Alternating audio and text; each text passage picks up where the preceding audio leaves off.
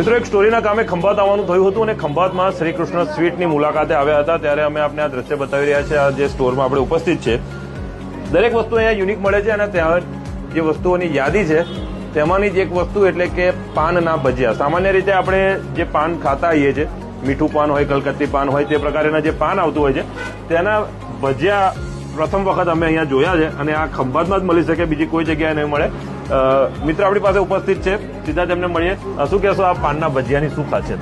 હા, આપણે કપૂરી પાન આવે છે, જે પાન ખાઈએ છીએ એના ભજીયા બનાવીએ છીએ અમે. એને બેસનની અંદર બોરીને આખા તૈયાર કરવામાં આવે છે અને એકદમ પ્યોર ટ્રેડિશનલ વસ્તુ છે અને ખાઓ ને તેની મીઠાશ આખી અલગ જ લાગે તમને. જી હા, તો જે પ્રમાણે આપણા મિત્રો ખાઈ રહ્યા છે, ઘનશ્યામભાઈ છે. ઘનશ્યામભાઈ, શું કહેશો આ આઈટમ લઈને? શું લાગે? યશદીપભાઈ, આજે પાનના ભજીયા છે, આ પહેલી વખત મેં અહીંયા ખાધા છે. આપણે બોરિયાવી જતા હોય છે ત્યારે પત્તરવેલીના પાનના ભજીયા ખાતા હોય છે, પરંતુ જે નાગરવેલનું પાન